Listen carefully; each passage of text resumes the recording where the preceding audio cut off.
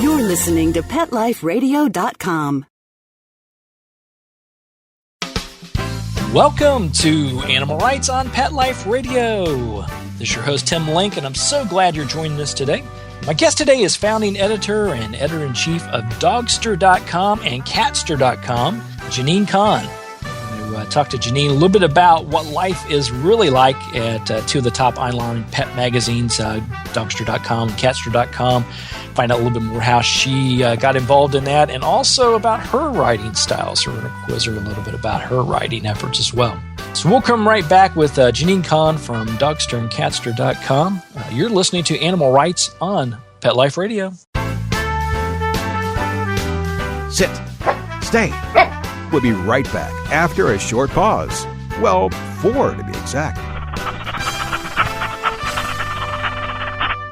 Petco, where the pets go. Petco, where the pets go. Pet Life Radio has tail-wagging, fur-flying, fabulous deals for our listeners from Petco. Get $6 off your order of $60 or more, and up to 40% off the entire Petco site. That's right, but that's not all. Because you're a Pet Life Radio listener, you'll also get free shipping on your order of $49 or more. $6 off, up to 40% off, and free shipping from Pet Life Radio and Petco. To get these awesome deals, go to PetcoDeals.com. That's PetcoDeals.com. Petco, where the pets go.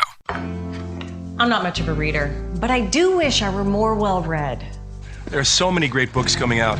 I wish I could find a way to keep up. Audible.com makes it easy to stay well informed and catch up on your reading simply by listening. Audiobooks from Audible turn downtime into uptime. You'll be more productive and become well read. Now I'm able to catch up on all the great books I've been wanting to read. With Audible, I feel smarter.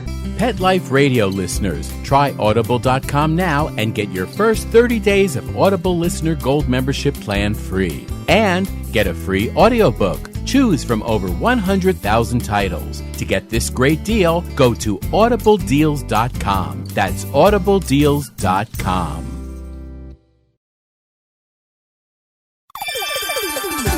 Let's Talk Pets on PetLifeRadio.com. Welcome back. Welcome back to Animal Rights on Pet Life Radio. This is your host, Tim Link. And joining me now from Dogster.com and Catster.com is Janine Kahn. Janine, welcome to the show. Hi, thanks so much for having me. Oh, it's my pleasure. It's my pleasure. Now, I know all of our listeners probably know a lot about Dogster and Catster.com, but tell us a little bit about the two magazines and what you guys do there. Absolutely. Well, Dogster and Catster have been around quite a while. It's been 8 years. And we started out as sites where you could upload and share photos of your pets. And it was sort of a novelty idea that our founding fathers, if you'll forgive the phrase, didn't realize would get so viral. And from there, we, started having a fantastic community, and we created a handful of blogs that became very popular with them. But, to accommodate the growth, we launched the magazines this past March. So it's only been maybe around 6 months now. And this is very exciting for me, because when I joined Dogster and Catster, there wasn't so much of a focus on editorial, but that changed when we were acquired by Say Media last year. And it gave me a great opportunity to really, create 2 publications and, publish a mix of opinion pieces, confessionals, reader confessionals, which I love a lot, tips, gear guides, basically creating a space where passionate pet people can, come and have a conversation about the tough subjects. And there are a lot of hot button issues in the pet world, as you well know. Yeah, and I think that's a great thing about the publication of the magazine, because, as you mentioned, you cover a lot of different topics. So, yes, if someone wants some pet advice about their dog or their cat, they can find it there. If they want some commentary and insight by a particular contributor or the magazine in general, they can find that. So it's really a plethora of things that you guys offer there. Absolutely. It's a lot of fun, and things have just changed so much for us. I mean, we used to have, I think we had 7 blogs at one time, and, the difference between going from the blog model to the magazine model was we had, you give an individual a platform and not a lot of money to run a blog, where they can say whatever they want as long as it's on topic. And from going from that to the magazine model where we have two, distinct editorial calendars, and now I have a team. I have a fantastic managing editor and a couple of other staff editors who help me with the two sites. And, we publish maybe, 14 items a day that are scheduled in advance, and we get to work with awesome writers like yourself. Thank you. So it's a pretty exciting time for us. Yeah, I find it fantastic. And, I was actually, truthfully, I'd done my research, and I have the pleasure and honor of writing for both the magazines, and I've just found the experience to be fantastic. The group there, you're right, is top notch and very easy to get along with a touch of humor. You guys give a little bit of humor to where it's necessary as well. Oh, we try. A lot of my editors, and actually I'm also one of those who has been working in the alternative news media for quite a while, so they've got a bit of snark, a bit of, a bit of edge, but also a lot of humor, which I love. And I really think you won't find that kind of attitude on a lot of other pet sites. It's a lot of puns on a lot of pet sites. We don't shy away from puns, but, we try to keep it real. Exactly. So the big thing, reiterate for us once again, the difference between doing or moving from a blog to an online magazine, or the differences in the two. What have you seen to be the big differences, and which parts have you been able to take from where it was a blog now to the magazine? Well, when we had a bunch of blogs, each author had a lot of autonomy over the subject matter. And now it's, a lot of them had to kind of, work with us to kind of get into the schedule where they're pitching to us and, getting into, a regular schedule just like any other magazine or publication where, we'll, look at the months in advance and think, okay, is it, Adopt a Pet Month or, Puppy Mill Awareness Month, and if we could do anything special in advance. So we do, have a pet holiday calendar that we kind of go by, and we have a lot of, recurring columnists who we depend on for certain days. So I guess the difference is really just, the management side of it, and also the pay is a lot better. We pay people a lot better now, which makes me very happy. Exactly. It makes everybody happy, I think, and it obviously brings about some great writers and their continued support and interest in what Dogster and Catster is all about. Definitely. What's also exciting about the magazines is we've had the opportunity to come up with an overarching point of view, which, we don't necessarily impose on our writers, but we like to have things that readers can come to expect. I mean, for example, a few months ago, I wrote a post on what I consider to be the Dogster values that everybody on staff seems to have, and that we, do like to have as a recurring theme on the site. Things like, we care very much about where your next pet comes from, but we're not going to judge you on, based on the pet you already have. I mean, you'd be surprised how many people will shame you for having a purebred dog here in San Francisco where we're based. And, people will come up to you and ask, is he a rescue? Is he a rescue? And I'm like, well, he rescued me. Does that count? But I got him from a responsible breeder. I'm proud of it. We're always talking about these kinds of things. And people, they get very passionate about these things. Some people are adoption or bust, and we love adoption a lot, but we'd like to talk about the other places that are, respectable as well. Yeah, I think it's always fascinating to me because obviously I work a lot with responsible breeders, AKC registered organizations, and do a lot of talks for them. And obviously I'm a huge supporter of rescue organizations, being the former president of a no-kill shelter in the Atlanta area.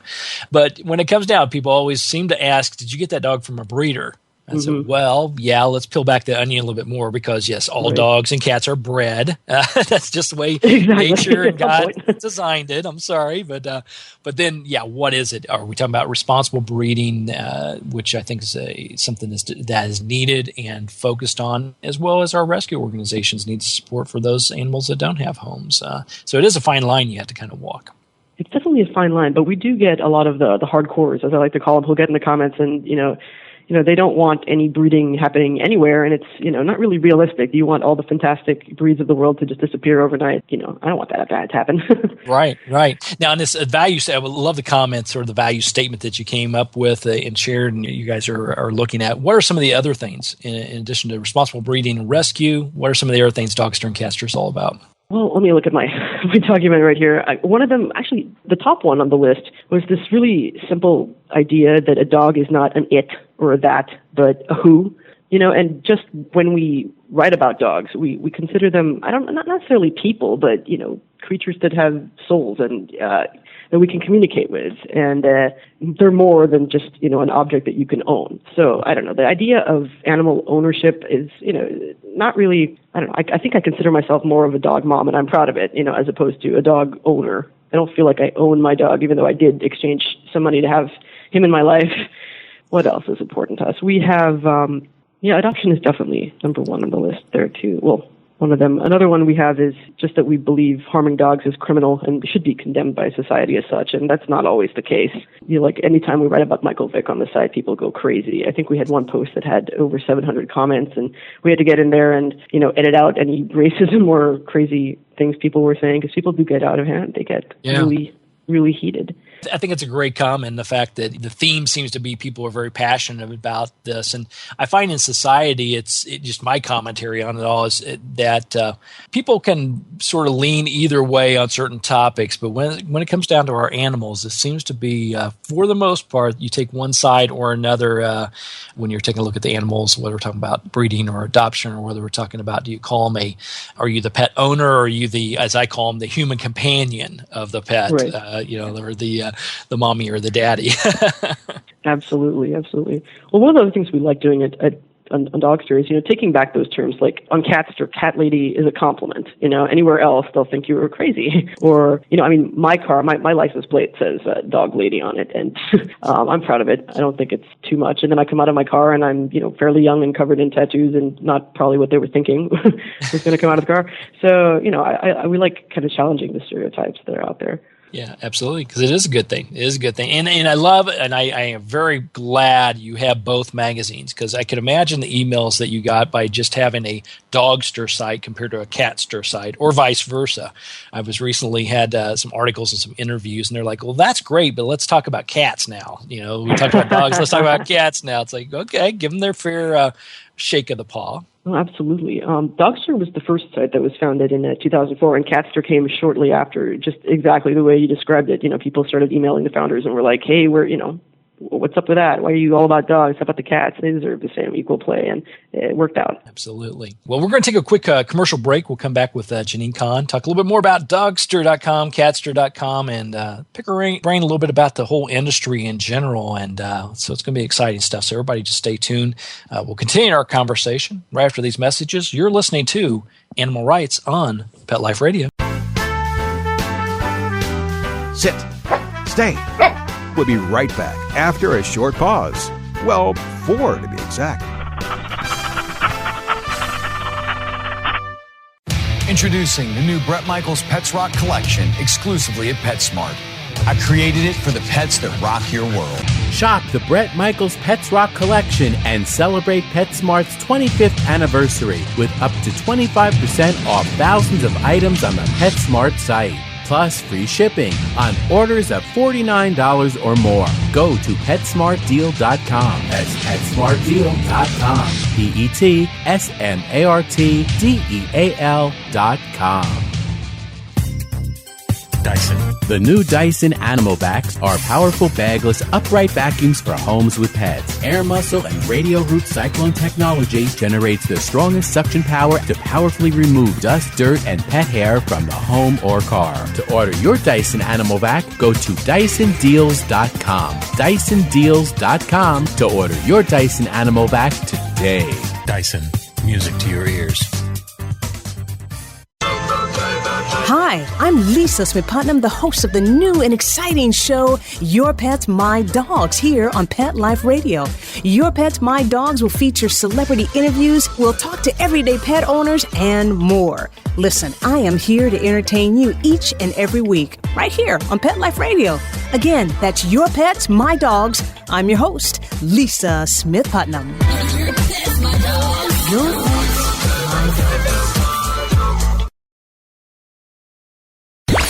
Let's talk pets. Let's talk pets On Pet Life Radio. Pet Life Radio. PetLifeRadio.com. Welcome back. Welcome back to Animal Rights on Pet Life Radio. This is your host, Tim Link, and I'm here with Janine Kahn, editor-in-chief of Dogster.com and Catster.com. Now, tell us a little bit about, Janine, what is it like to work for the publications Catster and Dogster? What's a daily routine or daily life being an editor-in-chief of the publications? Well, it's a lot of fun. Our parent company, Say Media, gives me a lot of creative freedom, to decide, what our editorial calendar is going to be, what we write about, what's important. So, once a week we will have an editorial meeting and, bring up all the pitches that are different. We have maybe 25 to 35 freelancers in any given month. and 3 in-house editors, and they'll be pitched all week long, and we'll sit down and talk about those pitches and decide, which days, which story is going to run, and which story is big enough to occupy the top spot or be the cover, as I like to think of it.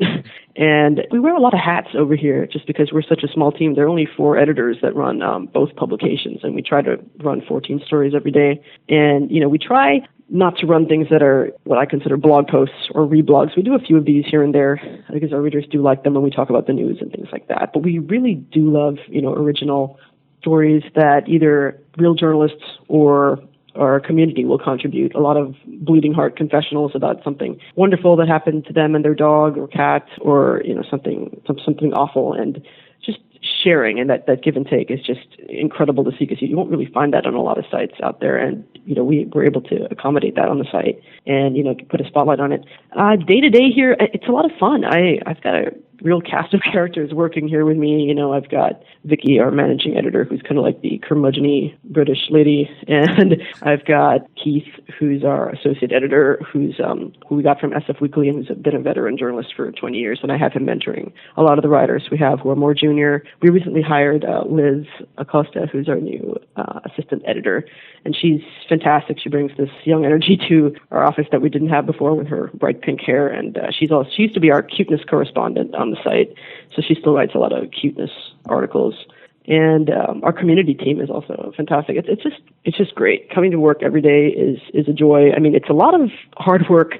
For me, I wear a lot of hats because I'm sort of the liaison between everything Dogster Catster and other parts of the company, sales, marketing, you name it, anybody who wants to talk to us from the outside. So, in between that, I get to write and I get to edit and have discussions about what should be on the site and what shouldn't. So absolutely, it's a little bit of everything. Yeah, and of course, all those Tim Link articles and recommendations get approved right away without even looking at them.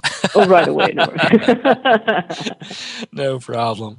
Well, you mentioned the sales aspect and the financial side of things, and obviously, as always, we're beating the "it's a tough economy" drum, as our 2 presidential candidates have said recently. But tell us a little bit about the online magazine. How do you actually develop something like that from a profitability and financial standpoint? How does that thrive and survive when it seems like a lot of publications tend to downsize or to struggle at times?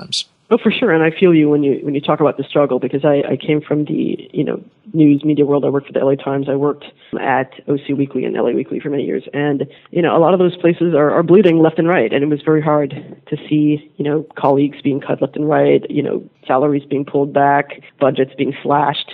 And we've been very fortunate here because just the pet economy is booming right now. Even through the recession and everything that we've been going through lately, we've been able to stay strong and do all right. And Dogster and Catster are primarily advertising based, and because we've been around 8 years, we've had a chance to develop really great relationships with a lot of the big pet food companies or brands like Dyson that have pet vacuum cleaner. I'm thinking of them because we have a campaign with them launching next week. And Same Media, our parent company, used to be Video Egg, which is a large ad network. So they really do know how to go out there and sell the content and their network. So Dogster is sort of sold as a premium bit of content for them, since we're one of the very few properties that they own. And so it'll be like, okay, you can advertise and have a slice of Dogster, and then the rest we'll put on related sites in our network, something like that, like a network ad buy. Fortunately, I don't have to deal with a lot of the financial side of it. We have a fantastic publisher, Mr. Richard Roca, who handles a lot of that. And the only conversations I have to have about advertisers are, hey, say they have a large campaign that includes some content and they want to sponsor some content. And we don't let them decide what that content's going to be, because we do want to keep it in line with our vision and our magazine voice. But we will give them sort of, more general. They can choose a general topic, and we'll find someone to write about that, or we'll, drill down and decide what that subject is going to be. So I don't know. I think people who get to write for the pet niche are pretty fortunate. You have to get out there and find companies that are willing to partner with you and want to sponsor your blog, or you really just need to build yourself as big as you possibly can. And a few years ago, I gave a talk at the Blog Pause conference on social media and just the value of that. I mean, Dogster grew its Facebook page from nothing to like 100,000 followers. We recently celebrated that landmark. And, what I tell people is, when you're starting to build your social media feed, you really have to give those people candy. You have to give them those cute photos in between pimping your site left and right, because if they're just seeing your headlines over and over and over, they're going to be turned off. And just that alone, giving people really amazing images of dogs and cats to share, has really helped us grow our social feeds. Yeah, and I think it's important. You hit it right on with that, because I find just from the personal Facebook page, not including the business aspect of things, from what I do, I get a lot more likes, a lot more hits, a lot more shares when I put my latest, cutest feral cat outside, or my latest, cutest puppy that I've helped find a great home. A lot more than I do about, hey, check out my latest stuff. They're like, yeah, okay, well, you need to frame it the right way. I think so. Maybe I need your help. Give me a call on that. But I like also as you mentioned, I like the layout of the magazine, because we obviously know the advertiser sponsors are critical, but the layout, you want to make sure that their message is getting across, so you can promote what they're doing, so they'll continue to fund the magazine and they're profitable. But on the other hand, you don't want it to be, for lack of better words, so obnoxious, so obtrusive on the page that totally takes away from the article. And I think you guys do a great job of sort of keeping that focus in place without overwhelming what the article is all about.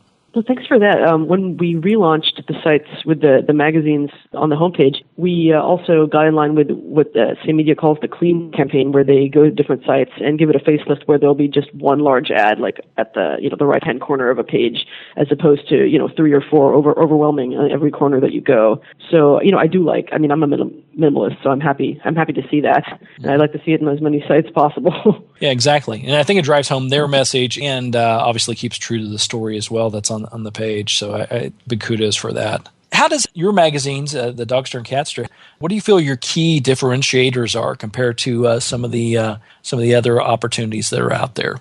Well, publications are nothing without a point of view, and Dogster and Catster cater to readers who are happy to consider themselves pet parents. I mean, there are different kinds of people who come to our site for different reasons. Those who come in for search and they're looking for just one thing. But our core audience, who we're trying to engage with the magazine content, definitely have a keen interest in dogs and cats and their welfare, and they're not ashamed to be called a dog mom or a cat lady or any of those things. And we just want the magazines to be areas where people can come and see some refreshing honesty in our stories, and we're willing to bare their souls in a lot of the articles that we have. And there are blogs out there that will do it, but I don't think there are many magazines that will do that. And it's just a great safe place to have tough conversations about what's an acceptable place to get a dog, what you should be feeding your dog or cat, what it means to be a responsible pet parent, and a place to vent about all the irresponsible pet parents who make us look bad. I don't know. Dogs have come a long way. I mean, 20 years ago, the concept of an outside dog, for example, was completely normal. But these days, that's completely unacceptable. And I mean, dogs now have a higher place in the family or the pecking order, and they get the respect and consideration we give any other family member. And that's sort of the premise that we operate on, Yeah, well, and I think it's a critical part, because you're right. The shift has changed. The shift, I call it the shift in consciousness, realizing they're part of the family, and they absolutely are, because you've got to commit yourself to them like you do everyone else in the family. There's a financial obligation. There's a social and a obligation there as well. So they are a huge part of our lives, and need to be treated accordingly, and they will treat you accordingly. Absolutely. But I just like that I can get on the internet, write an article confessing that my dog has taken over my bed at night, and get hundreds of positive comments from readers who say, oh, I do the same thing, and my family thinks I'm weird, but I can't give it up. That's right. So that way you're not in the boat alone. You're not the only crazy one out there, and there's making a lot of other people feel more sane about things too. Plus, it does. They love the stories because they can relate to them, they see them, and I think that's a huge part of what you guys offer. Exactly. We try. You do a good job. Now, tell us a little bit about your writing and your styles. What do you like to write about? How do you get your message across? Well, I love to write about my dog, and he's an Italian Greyhound, well, a plus size, if you will, Italian Greyhound. Not that he's fat or anything, but he's very tall. And people come up to me and they ask me if he's a whippet all the time, and I have to school them. I've considered printing Italian Greyhound cards so that they understand what the breed is. And I love to write about him, and I love to air his dirty laundry on the internet. He's just a point of humor, just because he does things like steal my underwear out of the hamper and wear it as a necklace around the house, things like that. I love it, and I love talking about that. And people weigh in and talk about the crazy things their dogs do. And I don't know what it is about my dog. I really feel he is a little person, and he's inspired me so much. I have not 1 but 4 tattoos of him on my body, which might be excessive, but I might be a little bit obsessed.